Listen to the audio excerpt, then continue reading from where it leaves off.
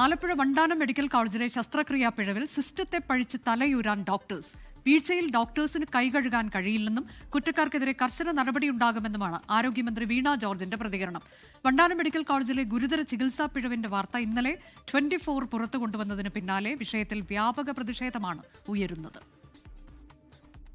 ശസ്ത്രക്രിയയിൽ വീഴ്ച സമ്മതിക്കുന്നുണ്ടെങ്കിലും ആൾക്ഷാമം ഉൾപ്പെടെ പരിമിതികൾ ചൂണ്ടിക്കാട്ടുകയാണ് വണ്ടാനം മെഡിക്കൽ കോളേജ് അധികൃതർ.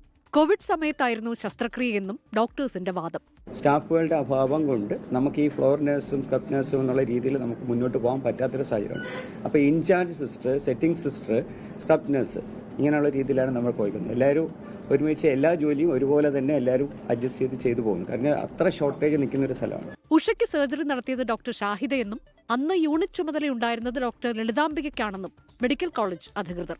എന്നാൽ ശസ്ത്രക്രിയ നടത്തിയത് ഓർമ്മയില്ല എന്നാണ് ഇരുവരുടെയും പ്രതികരണം. ശരിക്കും ഞാൻ ലളിതാംബിക മാഡത്തിന്റെ കീഴിലാണ് വർക്ക് ചെയ്തത്.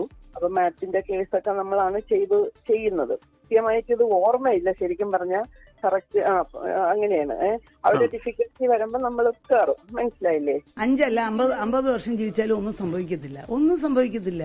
വരാൻ പാടില്ല, ഇൻസ്ട്രുമെന്റ് വരാൻ പാടില്ല എന്നുള്ളതിന് സംശയമില്ല. പക്ഷെ എന്തുകൊണ്ട് വന്നു എന്നുള്ളത് ഇപ്പം ഒരാളുടെ തലയിൽ കെട്ടിയ സിസ്റ്റത്തിലാണ് അതിന്റെ ഫെയിലിയർ. എന്തുകൊണ്ട് ബോർഡ് വെച്ച് എഴുതാനുള്ള സ്റ്റാഫില്ല?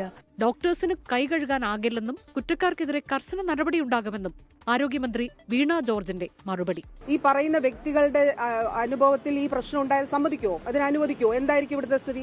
അങ്ങനെ ഉണ്ടാകുന്ന പ്രശ്നങ്ങളെ നിസ്സാരവൽക്കരിക്കാൻ കഴിയില്ല.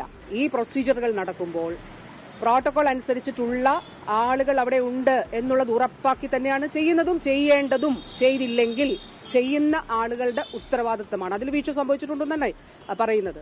അഥവാ അതിലും ഗൗരവതരമാണ്. ശസ്ത്രക്രിയാ പിഴവ് അന്വേഷിക്കുന്ന വിദഗ്ധ സമിതിയുടെ റിപ്പോർട്ട് പോലീസിന് കൈമാറും. ഡോക്ടേഴ്സ് സ്വകാര്യ പ്രാക്ടീസ് നടത്തിയെങ്കിൽ അതും അന്വേഷിക്കുമെന്നാണ് ആരോഗ്യമന്ത്രി അറിയിച്ചത്. 24 ആലപ്പുഴ.